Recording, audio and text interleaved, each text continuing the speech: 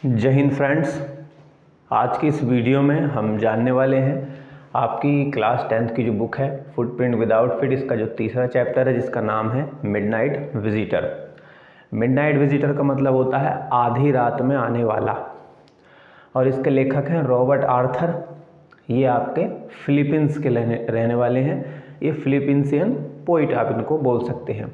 तो midnight visitor का मतलब मैंने आपको बताया आधी रात में आने वाला व्यक्ति। अब ये कहानी क्या है वही हम इस वीडियो में जानेंगे। कहानी बहुत सिंपल है। इसमें दो एजेंट हैं।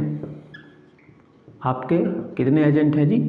दो एजेंट हैं, जिसमें से एक अच्छा है और दूसरा वाला जो है बुरा है। ये दो एजेंट हैं जिनमें से एक अच्छा है और एक एजेंट आपका बुरा है। अब ये जो अच्छा वाला एजेंट है इसका नाम है फाउलर, और ये जो बुरा वाला एजेंट है इसका नाम है मैक्स। ये कौन है? फाउलर, और ये है आपका मैक्स। सॉरी, इसमें जो अच्छा एजेंट है उसका नाम है ओसेबिल। गलत हो गई। तो जो अच्छा एजेंट है उसका नाम है ओसेबिल और जो बुरा एजेंट है उसका नाम है मैक्स। इसमें एक तीसरा कैरेक्टर है जिसका नाम है फाउलर, और ये पेशे से एक लेखक है। दो एजेंट हैं जिनमें एक अच्छा है जिसका नाम है ओसेबिल, दूसरा वाला बुरा एजेंट है जिसका नाम है मैक्स, और एक तीसरा एजेंट है, तीसरा एक व्यक्ति है जिसका नाम है फाउलर, और वो इस कहानी में लेखक है। अब हुआ क्या है कि जो फाउलर है, लेखक है, इसे सीक्रेट एजेंट लोगों की जो लाइफ होती है उस पर एक कहानी लिखनी है। तो कहानी लिखने के लिए इसे किसी एजेंट के साथ में थोड़ा वक्त बिताना पड़ेगा, उनका रूटीन जानना पड़ेगा। तो ऐसे ही ये करता है। फाउलर जो कि एक लेखक है, ये अच्छे वाले एजेंट जिसका नाम है ओसेबिल, इसके साथ में एक दिन बिताता है, और वो जो दिन बिताया है उसने वही इस कहानी में रॉबर्ट आर्थर ने लिखा है। समझ रहे हैं बात को? अच्छे वाले एजेंट जिसका नाम है ओसेबिल, इसके साथ में लेखक ने एक दिन बिताया, और उसी दिन बिताते के समय ये कैरेक्टर सामने आता है, दूसरा वाला एजेंट जो कि बुरा होगा इस कहानी में। और ये पूरा ब्यौरा ये कैसे कैसे होता है वो इस कहानी में दिया गया है। अब कहानी में आपको बताता हूँ।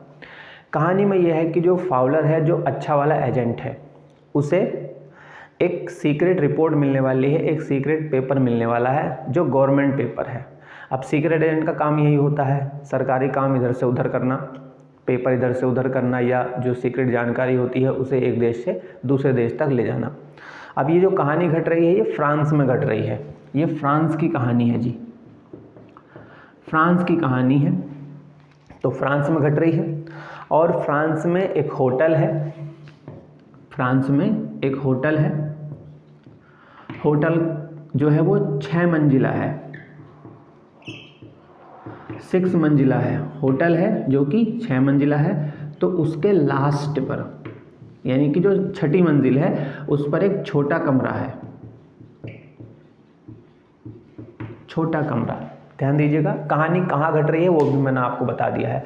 फ्रांस में घट रही है, फ्रांस के एक होटल में घट रही है। होटल जो है वो 6 मंजिला है पूरा, और उसका जो लास्ट का माला है या लास्ट की जो उसका फ्लोर है उस पर छोटा सा एक कमरा है जहाँ ये कहानी पूरी घटेगी।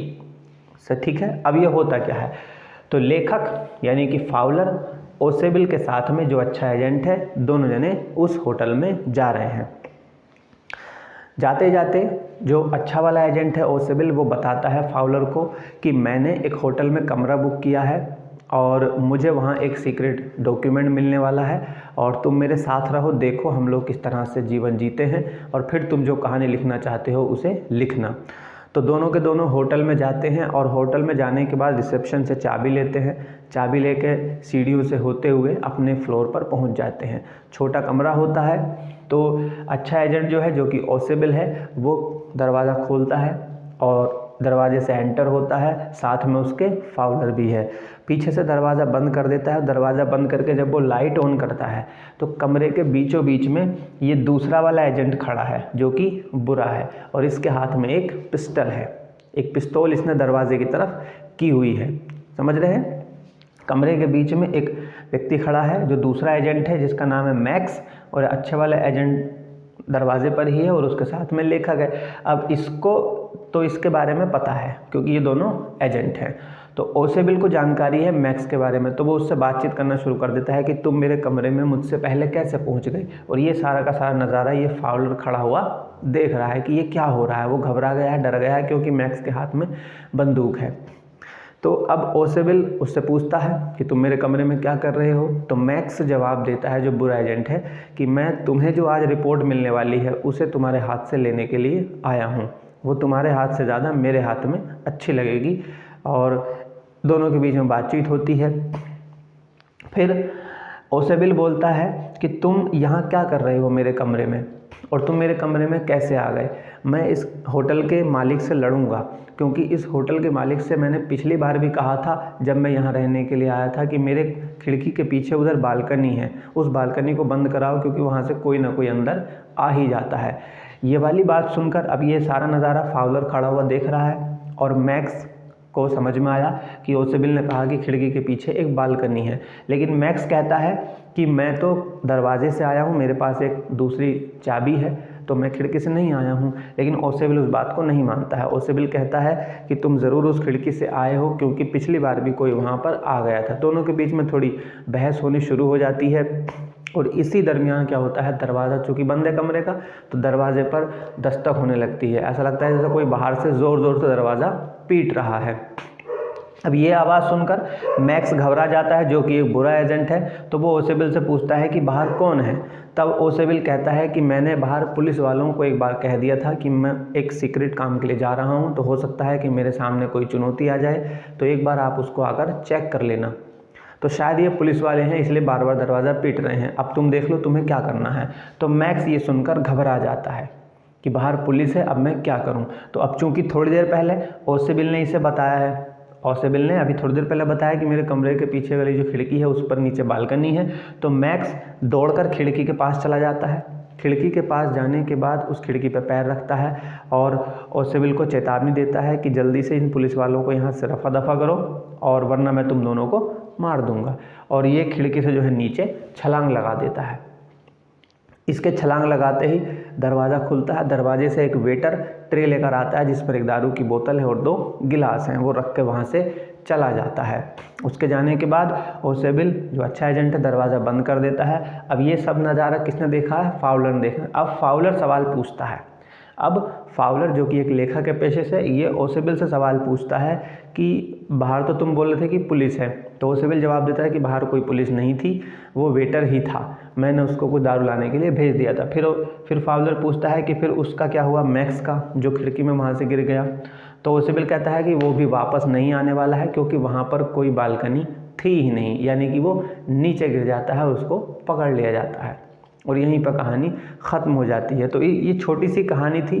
कहानी में कुछ ज़्यादा नहीं था कि एक सीक्रेट एजेंट एक राइटर के साथ में एक सीक्रेट डॉक्यूमेंट लेने के लिए होटल में जाता है और वहाँ जाने के बाद पाता है कि उसका दूसरा एजेंट जो है उसी होटल में उसके कमरे में बंदूक लिए खड़ा है, जो उससे उस सीक्रेट डॉक्यूमेंट को मांगता है। और ये जो अच्छा वाला सीक्रेट एजेंट है ये अपने दिमाग का यूज़ करता है। बाहर वेटर है मगर उसको पुलिस बताकर और बाहर खिड़की के बाहर बालकनी का एक झूठा नाटक करके उसको फंसा देता है। दूसरा वाला एजेंट उस चीज़ को मान लेता है और खिड़की से वहाँ से कूद जाता है, जबकि वहाँ पर कोई बालकनी नहीं होती है।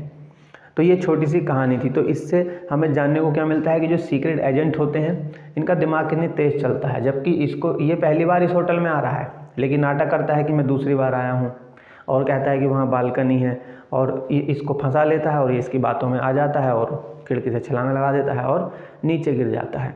तो अब इस कहानी में किस किस तरह के सवाल पूछे जाएंगे? सवाल यही पूछे जाएंगे कि ओसेबिल कैसा है।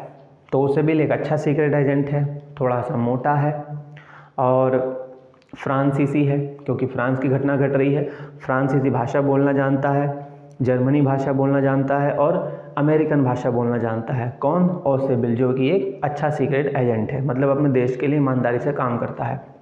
मैक्स कौन है? तो मैक्स जो है वो दूसरे नंबर का सीक्रेट एजेंट है जो कि एक बुरा इंसान है और जो पतला दुबला है।